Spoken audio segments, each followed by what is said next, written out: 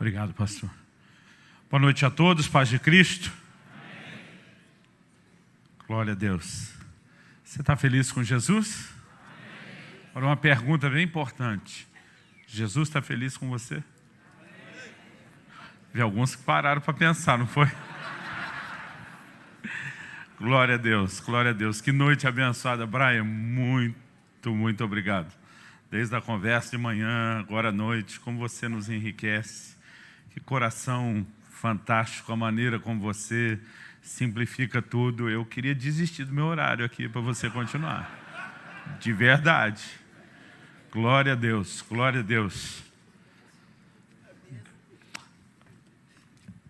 Bom, sorte de vocês que amanhã cedo tem mais. Eu logo cedo pego o primeiro voo, que tem que ministrar na minha igreja.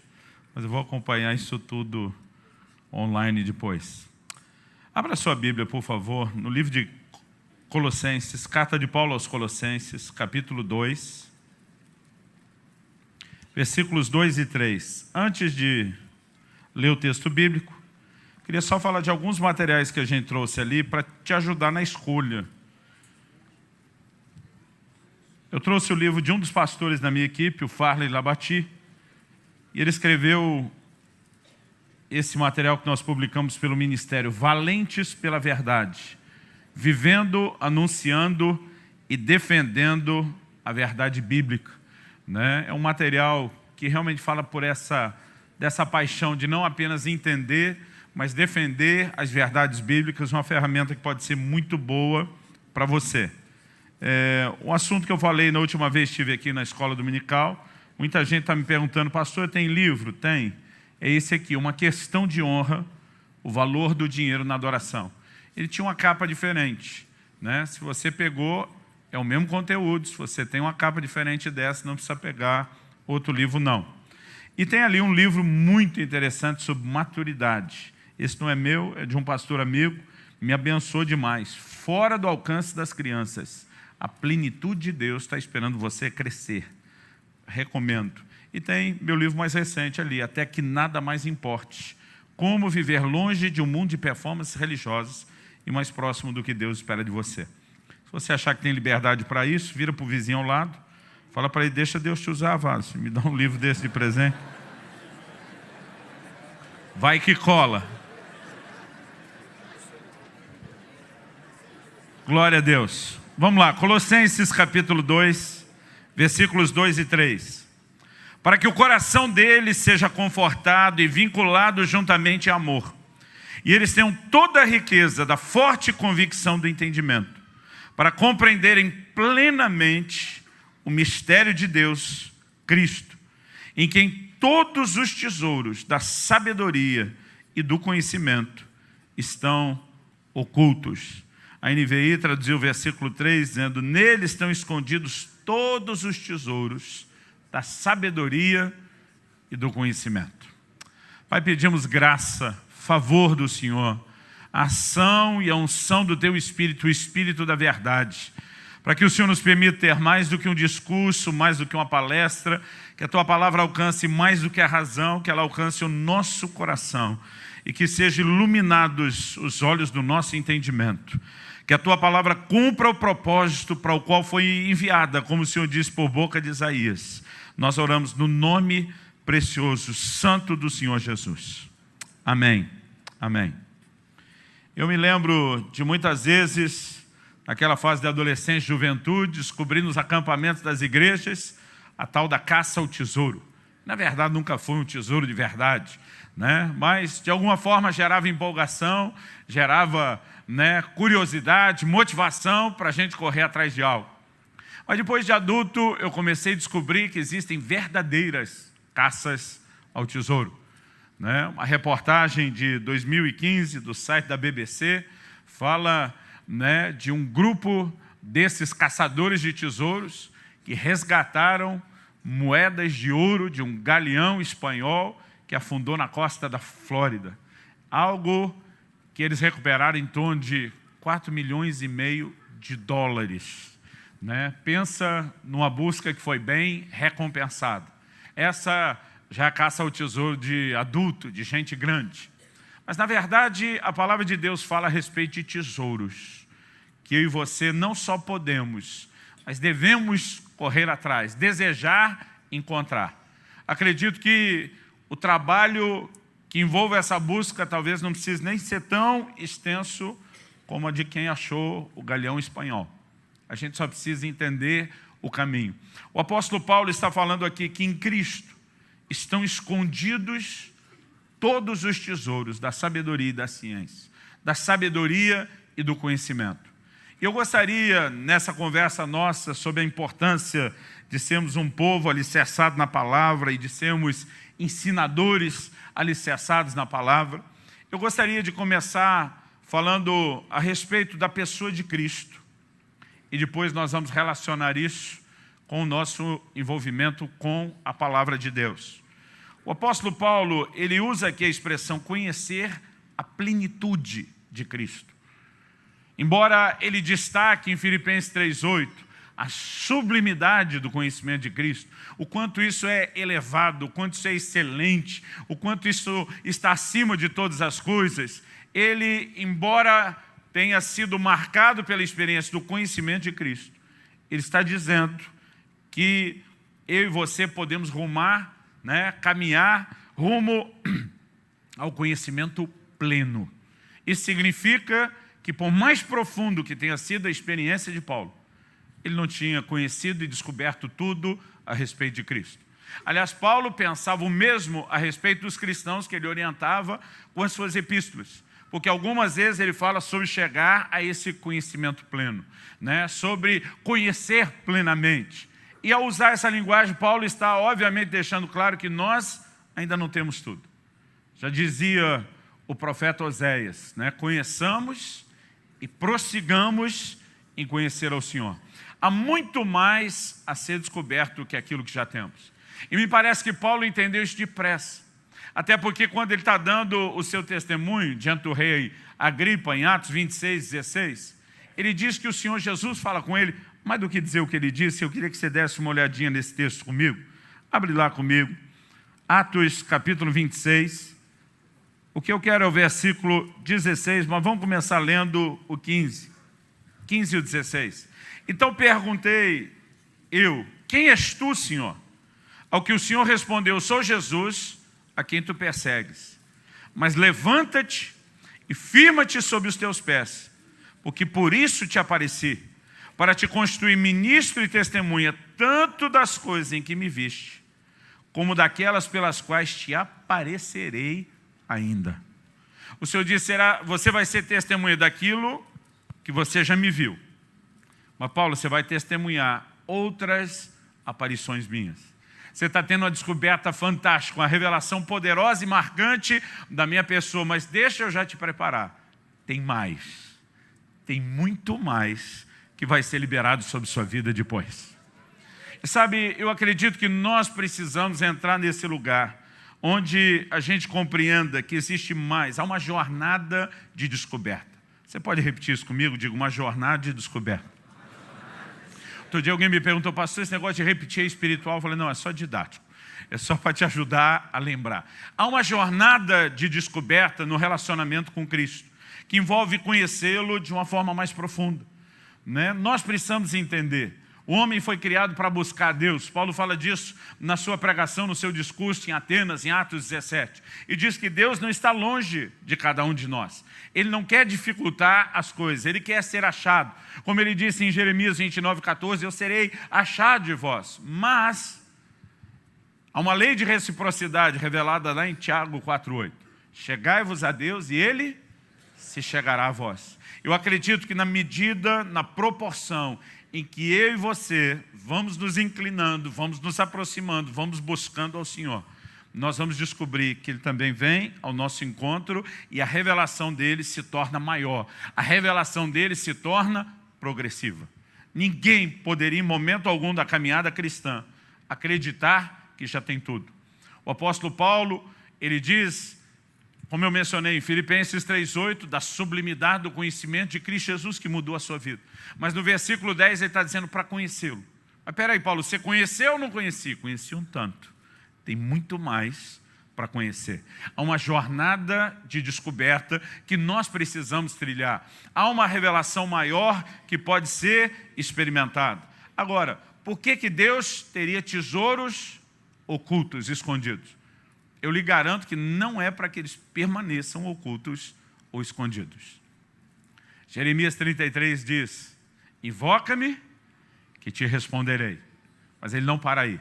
A oração tem um mecanismo poderoso de revelação que às vezes a gente ignora.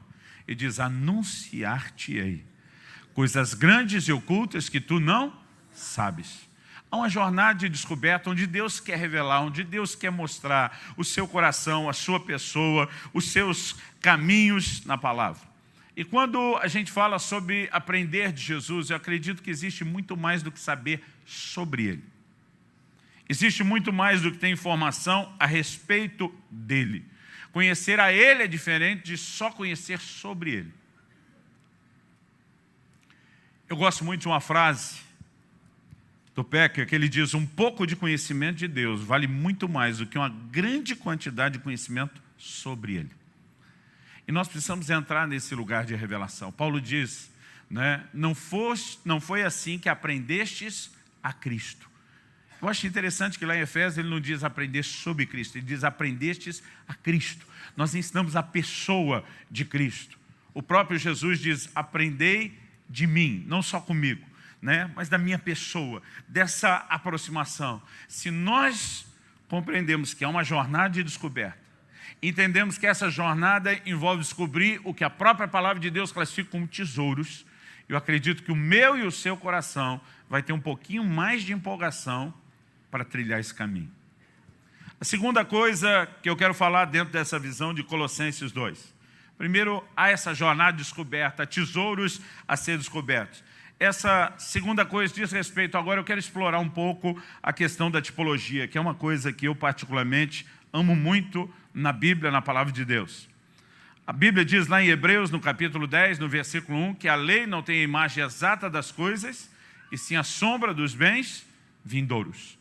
Deus conseguiu comunicar muita coisa, muita verdade poderosa através da tipologia. Jesus mesmo, em João 3,14, né, ele diz o seguinte: assim como Moisés levantou a serpente no deserto, importa que o Filho do Homem seja levantado. Ele está destacando algo dentro da tipologia bíblica. Então Moisés fez o quê? Números 21 nos mostra que o povo, por conta do pecado da murmuração, descobriu que serpentes abrasadoras invadiram o arraial. Eles estavam sofrendo com isso, gente morrendo com isso. Clamaram socorro a Deus através de Moisés. Moisés vai falar ao Senhor e o Senhor diz para ele: levanta uma serpente de metal, numa haste, uma serpente de bronze. É interessante, o tempo não permite isso, mas a tipologia é rica demais. Eles, na verdade, perceberam que Deus deu uma ordem: levantar um objeto, uma figura daquilo que era a maldição que assolava o povo. Deus manda Moisés levantar aquela serpente, porque era a figura da maldição que assolava o povo. Manda que ela seja feita de bronze. E bronze, na Bíblia, fala de juízo. Deus está dizendo que ele ia tratar daquela situação. E logo depois, a ordem dada é o seguinte: todo aquele que foi picado pela serpente e olhar para aquela levantada de bronze vai ser curado. Mas se não, vai morrer dela. Aí Jesus diz em João 3,14, assim como Moisés levantou a serpente, importa que o Filho do Homem seja levantado. Qual era a maldição que nos assolava a humanidade? Não eram as serpentes abrasadoras que assolou o arraial de Israel, era o pecado. Mas Jesus se levanta como uma figura da maldição que nos assolava. A Bíblia diz que ele foi feito pecado por nós. E a Bíblia diz que existe um antídoto para esse veneno que está matando a humanidade. É olhar para Ele, é reconhecer a sua obra, é crer naquilo que Ele fez. Então, nós temos muita riqueza sendo pregada naquele tipo do Velho Testamento e no antítipo, ou o cumprimento dessa figura no Novo. E eu queria mexer um pouco, já que Paulo está falando de que em Cristo estão escondidos todos os tesouros da sabedoria e da ciência, na tipologia da arca, porque eu acredito que nós temos muita lição importante aqui. Em Apocalipse, no capítulo 2, no versículo 17, Jesus diz o seguinte: ao vencedor dar-lhe-ei que coma do maná escondido. Pensa no negócio que me fez quebrar a cabeça, orar por anos. Eu disse, o que é esse maná escondido? Né? De certo, Deus escondeu um pouco do maná lá no céu. Mas toda a linguagem, você pega mesmo Apocalipse 2 e 3, né? Deus faz citações ali no capítulo 2 de vários episódios do Velho Testamento. Ele fala de uma mulher que ele chama de Jezabel. Ele fala do conselho de Balaão. Em vários momentos, o que ele está fazendo é citar porções das Escrituras e projetar a aplicação delas para nós. E de repente eu falei, peraí, vamos então voltar para o próprio texto bíblico. Onde é que tinha um maná escondido? Na arca. Na verdade, o Senhor orientou que parte daquele maná fosse guardado num pote colocado dentro da arca como memorial. O que o livro de Hebreus sustenta que de fato aconteceu. Em Hebreus capítulo 9, versículo 4, se for rápido de endereço, me acompanhe. Hebreus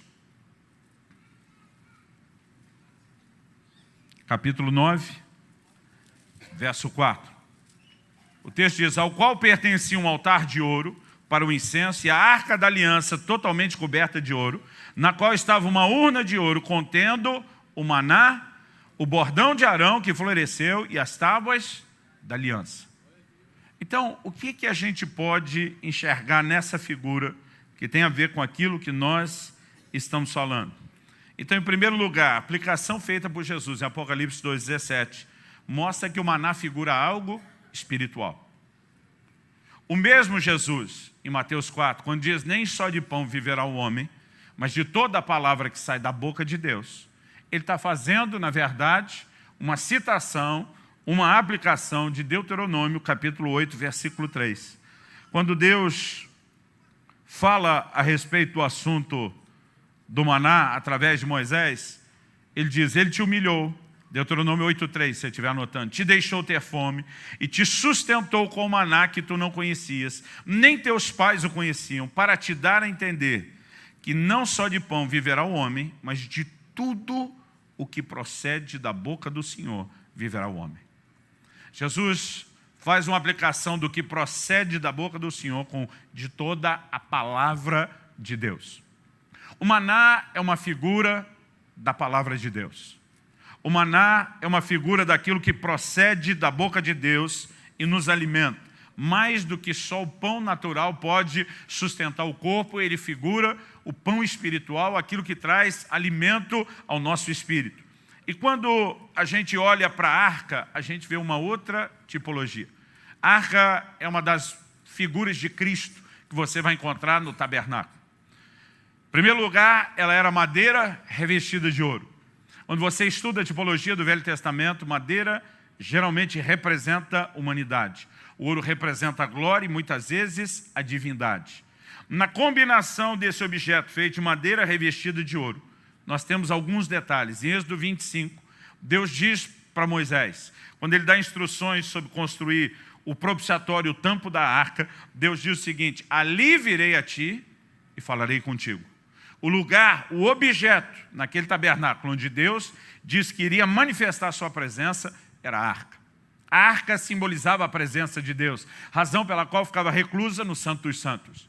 Em Números, a palavra de Deus nos mostra que quando Israel levantava acampamento e a arca era a primeira a sair, Moisés dizia, levanta-te, Senhor, e sejam dispersos diante de ti os seus inimigos.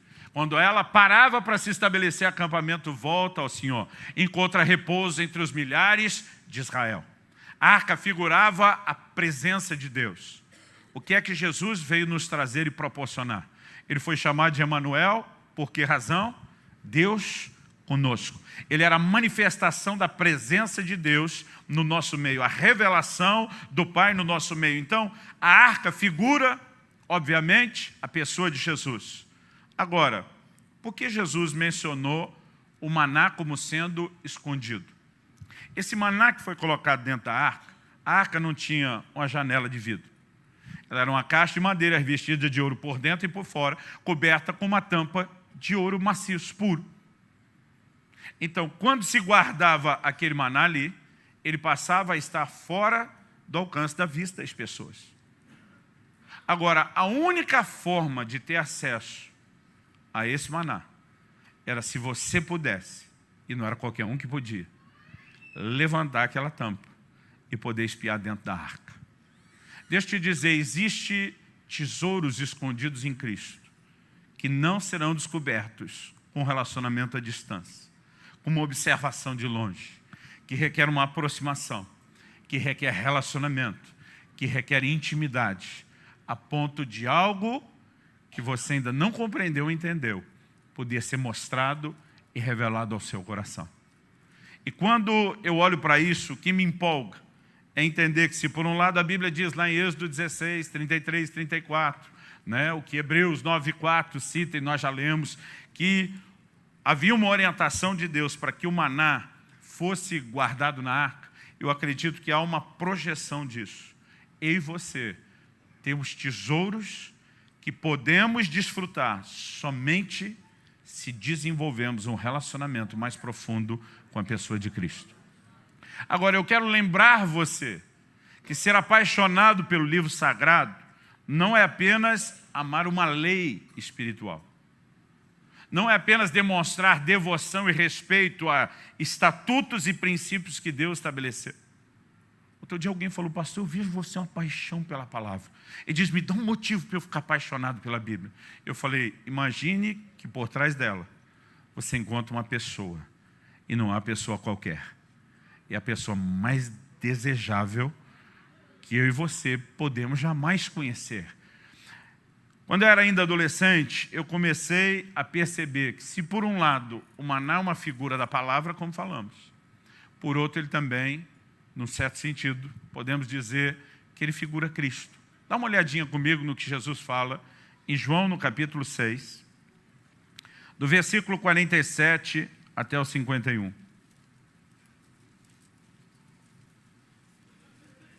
João capítulo 6, do versículo 47 até o 51. Em verdade vos digo, quem crê em mim tem a vida eterna. Eu sou o pão da vida. Vossos pais comeram o maná no deserto e morreram. Este é o pão que desce do céu, para que todo o que dele comer não pereça. Eu sou o pão vivo que desceu do céu. Se alguém dele comer, viverá eternamente. E o pão que eu darei pela vida do mundo é a minha carne. Nós percebemos que Jesus usa a figura do maná para fazer mais do que um paralelo, para fazer um contraste. Ele diz, aquele pão que desceu do céu, eles comeram e morreram. Eu sou o verdadeiro maná. Aquele que quem comer não vai morrer. Pelo contrário, vai encontrar a vida eterna. Eu sou o pão vivo que desceu do céu. E de repente, às vezes eu ficava pensando, mas o maná é uma figura da palavra ou é uma figura de Cristo? Ambos. Você não pode simplesmente separar uma coisa da outra. A revelação do Evangelho de João começa relacionando Jesus, no capítulo 1, com o verbo, a palavra. João 14 diz, e o verbo, a palavra, se fez carne. Cristo é a palavra, e a palavra é Cristo. Por exemplo, a gente pode olhar o que Paulo escreve aos Colossenses, lá no capítulo 1, versículo 15. Colossenses, capítulo 1, verso 15. Ele, falando de Jesus, diz, este é a imagem do Deus invisível, o primogênito de toda a criação, pois nele foram criadas todas as coisas, nos céus, sobre a terra, as visíveis e invisíveis, sejam tronos, sejam soberanias, quer principados, quer potestades. Tudo foi criado por meio dele e para ele. Isso é quase uma réplica do que João diz no capítulo 1. No princípio era o verbo era Deus. Nada do que foi feito se fez, tudo foi feito por meio dele. E aqui novamente está sustentando isso. Agora, eu queria que você avançasse rapidinho comigo, lá para o livro de Hebreus, no capítulo 2.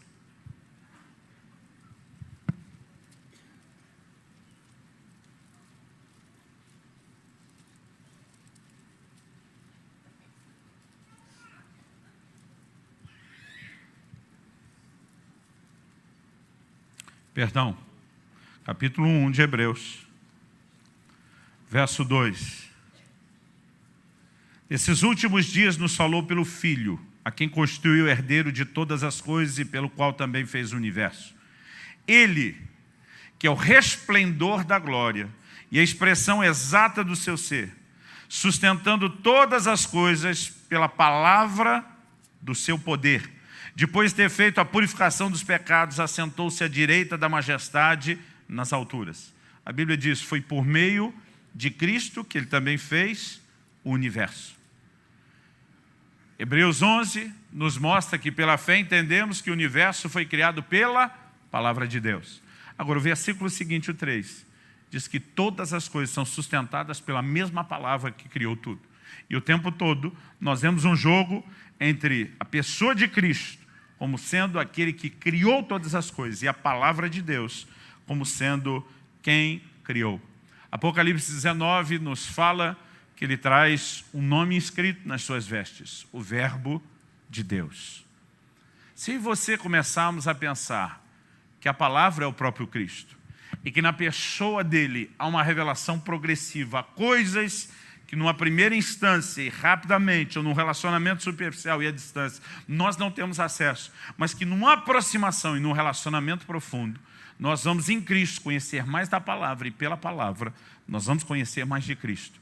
Eu acredito que isso é motivo suficiente para que a gente deixe de ser uma igreja superficial no relacionamento com a palavra e decida se aprofundar nela.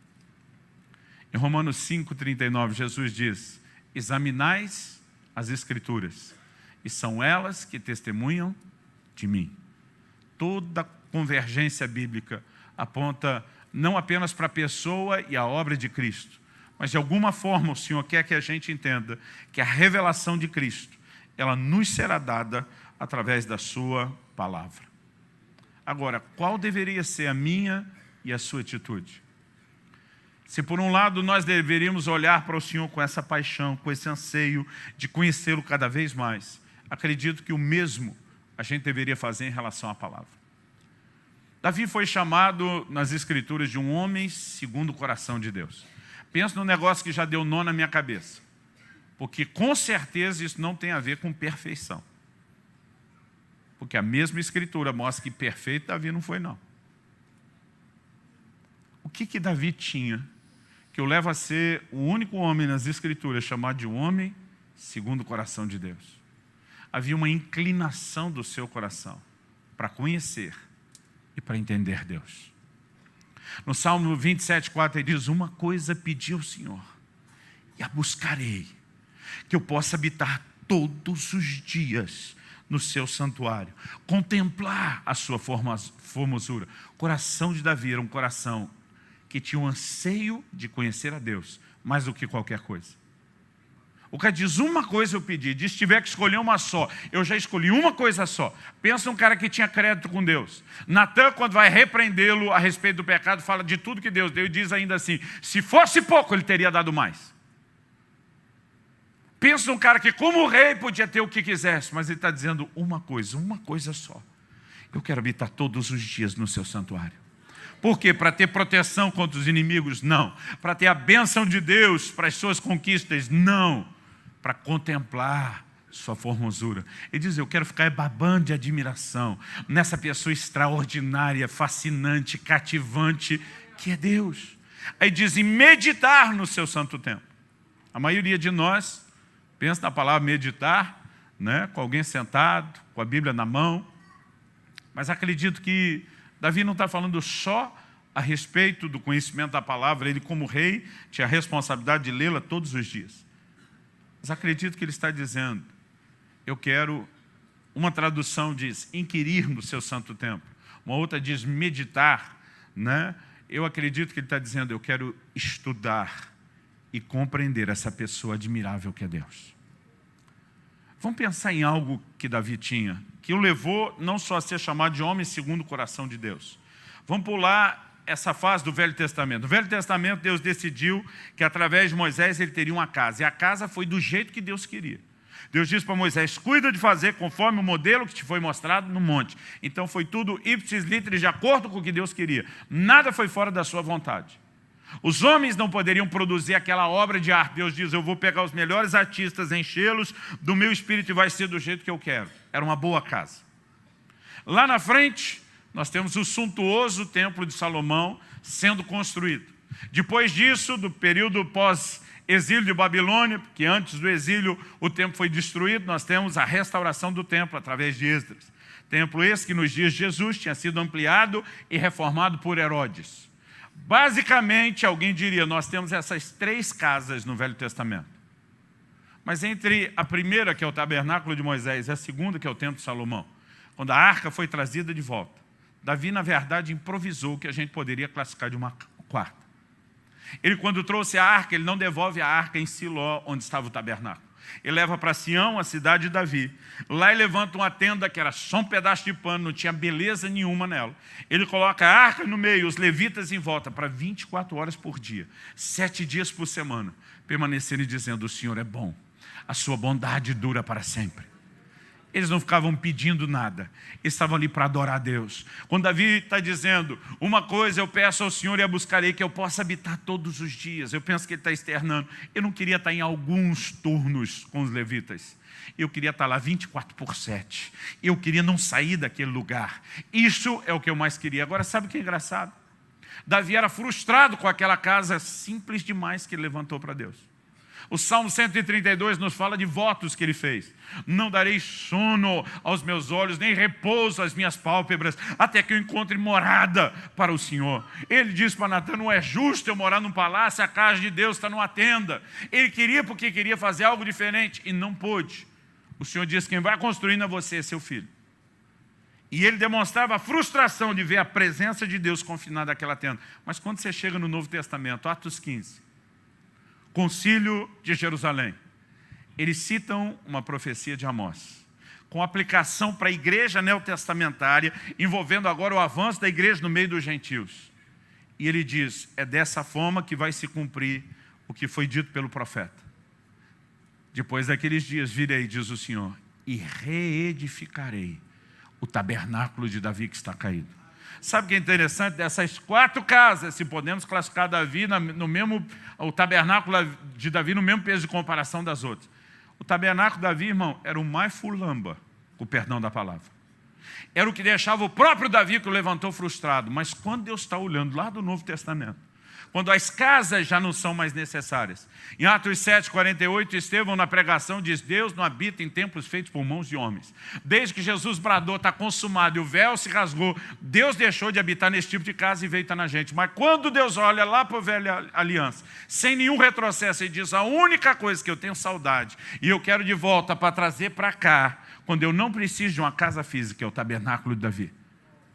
Por que Deus está dizendo? Porque o que eu quero trazer de lá não era a beleza do prédio, que eu não necessito. Era o espírito que moveu Davi e os que ele levantou a me desejarem mais do que qualquer outra coisa. Agora preste atenção, esse mesmo Davi, dá uma olhadinha comigo no Salmo 19. Salmo 19. A partir do verso 7. Esse mesmo Davi diz o seguinte, a lei do Senhor é perfeita e restaura a alma. O testemunho do Senhor é fiel e dá sabedoria aos simples. Os preceitos do Senhor são retos e alegram o coração.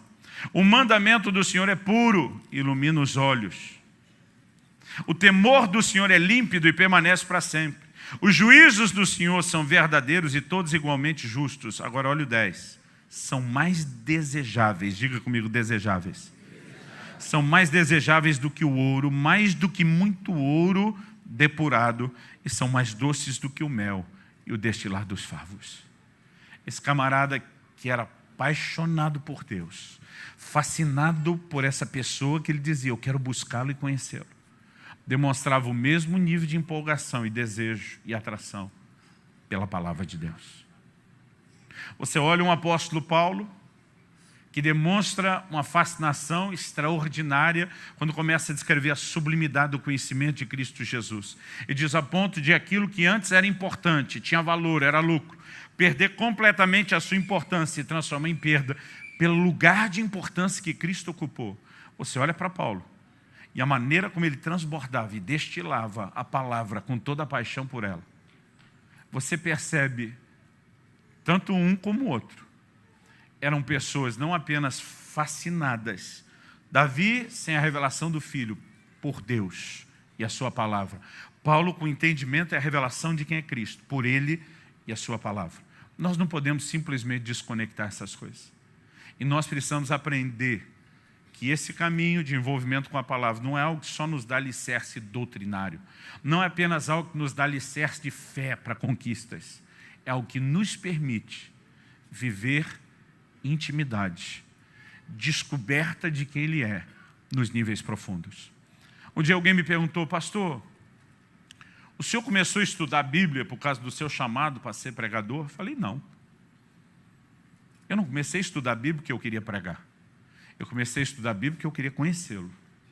E à medida que eu descobria mais sobre ele, eu me via na obrigação de compartilhar. Aliás, deixa eu te dizer algo. De vez em quando alguém pergunta: pastor, como o senhor recebe suas mensagens? É quando você está lendo a Bíblia? Eu digo: não. E eu tenho tentado ler um pouco. Mas a maior parte das vezes, 90 e tantos % das mensagens que eu prego não me são dadas quando eu estou lendo a Bíblia. Muita coisa me chama a atenção, eu medito, eu reflito. Mas a maior parte delas me são dadas quando eu estou orando. Invoca-me, que te responderei. Anunciar-te-ei coisas grandes e ocultas que tu não sabes. Naquele ambiente de oração, de alguma forma, aquele depósito da palavra começa a saltar, começa a ter aplicação. E sabe, outro dia alguém falou: pastor, eu acho que o senhor é viciado em pregação, que você não para. Eu falei: eu não sou viciado na pregação, mas eu vou te dizer, eu sou apaixonado pela revelação da palavra. Eu sou apaixonado pela unção profética que nos permite ser porta-vozes de Deus. Na minha opinião, e eu vou falar algo agora pessoal e não com peso doutrinário. Eu muitas vezes tenho dito para minha esposa, para os meus pastores, eu digo para eles: olha, nada me parece refletir o mais profundo nível de comunhão e intimidade que eu possa ter com Deus. Não importa se é aquela experiência de você na oração ser quebrantado, chorar, de você na adoração, né, ir lá para as galáxias. Não importa aquela experiência com poder, com unção do Espírito, os milagres que eu já vi, as operações com os dons, de tudo que eu experimento, para mim. Agora entendo, estou falando como opinião. Nada me parece refletir tanto intimidade como quando a palavra é revelada e além da inspiração nos é dada a graça para comunicá-la. E um dia eu estava falando isso com um amigo meu, um pastor argentino. Ele falou: eu tenho uma sugestão do que pode ser a explicação para isso. Ele disse: quando lá no livro de Cantares a gente lê o clamor da noiva: beija-me com os beijos da tua boca, você não faz o paralelo do relacionamento do noivo e a noiva, Cristo e a igreja, com uma relação de contato físico. Ele diz: mas aquilo que expressa a intimidade dos dois, pensa na projeção disso para o reino espiritual. Ele diz: quando você consegue conectar a sua boca com a dele e receber as palavras dele para transmitir, isso, na minha opinião, disse esse meu amigo Gustavo Lara, ele diz, é uma das maiores expressões de intimidade. Irmão, há um lugar em Deus onde eu e você podemos viver, que é mais do que conhecer doutrina, é mais do que transbordar um conhecimento que faz a gente ficar metido, é a gente crescer na comunhão com uma pessoa, é a gente começar a descobrir coisas profundas e extraordinárias, não só a respeito dele, mas é você ter a revelação dele. Eu não preciso de nenhuma outra motivação para continuar querendo entrar nesse lugar dos tesouros escondidos. Não foi revelado tudo de uma vez. Deus não entregou tudo pronto e de mão beijada. Se eu e você queremos espiar dentro da arca, nós vamos ter que estar perto e ter intimidade o suficiente para que esses tesouros sejam acessados. Não leia a Bíblia correndo. Não leia a Bíblia com pressa. Eu às vezes fico horas num versículo só. Meu filho um dia falou: pai, defina a sua meditação na Bíblia. Eu falei: é conversar com o versículo. Eu leio. Aí eu leio de novo, eu leio outra vez, eu oro. Eu leio mais, eu oro de novo. Às vezes eu começo a questionar algumas coisas, eu oro. E sabe, é impressionante aquilo que você não consegue alcançar só com a sua capacidade lógica, por melhor que seja, e aquilo que Deus traz por revelação. Eu amo aquele versículo que o Brian citou. O Senhor ocultou essas coisas aos sábios e entendidos e revelou aos pequeninos. A chave de entendimento da palavra é revelação. O primeiro livro que eu escrevi e publiquei em 97 foi que foi entregue essa manhã no Café Literário, Conhecimento Revelado. Eu e você precisamos ir além da razão, entrar nesse lugar de revelação, que é uma descoberta não só do livro que norteia a nossa vida, mas da pessoa por trás do livro. Você recebe essa palavra em nome de Jesus? Eu queria terminar fazendo algumas citações. Eu coloquei num capítulo desse meu livro, Até que Nada Mais Importe, que é esse assunto, Descobrindo os Tesouros de Cristo. A gente muitas vezes olha na história, homens e mulheres de Deus que fizeram diferença, que escreveram história, que marcaram a vida das pessoas. O tempo não me permite ser justo com todo mundo, mas eu quero citar alguns ícones de meios distintos, inclusive. E afirmações que eles faziam sobre o relacionamento com a palavra. Agostinho, nossa fé é alimentada pelo que está claro nas Escrituras e testada pelo que é obscuro. Martinho Lutero, minha consciência é escrava da palavra de Deus. João Calvino, a Bíblia é o cetro pelo qual o Rei Celestial governa a sua igreja. John Wesley, todo o conhecimento que você deseja ter está em um único livro, a Bíblia. Quero conhecer uma coisa, o caminho para o próprio céu. O próprio Deus dignou-se a ensinar o caminho. Ele o escreveu em um livro. Ó, dá-me esse livro a qualquer preço. Dá-me o livro de Deus. George Miller, o vigor de nossa vida espiritual está na proporção exata do lugar que a Bíblia ocupa em nossa vida e nossos pensamentos. A maneira como estudamos essa palavra é uma questão da mais profunda importância. A parte mais cedo do dia que nos for disponível deve ser dedicada à meditação nas Escrituras. Devemos alimentar nosso homem interior na palavra. Charles Spurgeon, o apetite da palavra de Deus aumenta naqueles que se alimentam dela. Porque você lê tanto a Bíblia? Porque não tenho tempo de ler mais. Mude. Ou esse livro me afasta do pecado, ou o pecado me afastará desse livro. Smith Wigglesworth, o apóstolo da fé, um dos maiores ícones do movimento pentecostal. Enche o seu coração e a sua mente com a palavra de Deus. Você precisa estar ensopado com a palavra de Deus, tão cheio dela que você mesmo seja uma carta viva, conhecida e lida por todos os homens. Os crentes são fortes apenas quando a palavra de Deus habita neles. Tozer, nunca vi um cristão útil que não fosse estudante da Bíblia. John Flavel, puritano, as Escrituras ensinam-nos a melhor maneira de viver, a mais nobre forma de sofrer e o modo mais confortável de morrer. A maior parte dessas pessoas tinha um relacionamento único, singular com a palavra. Eu acredito que se eu e você queremos não apenas conhecê-lo melhor, mas transbordá-lo melhor na vida de outros, nós precisamos desenvolver esse relacionamento íntimo e profundo com a palavra. Amém? Vamos ficar em pé para parecer que está acabando.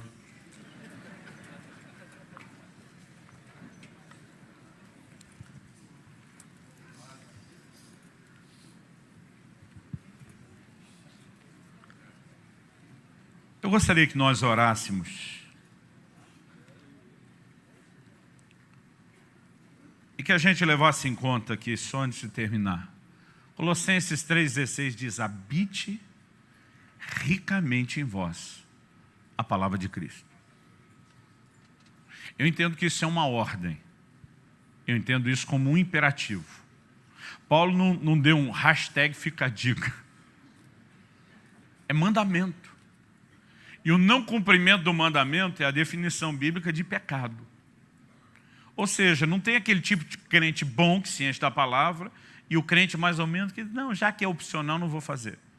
Ou você faz, ou você faz. Se não está fazendo, está pecando. Não tem meio termo.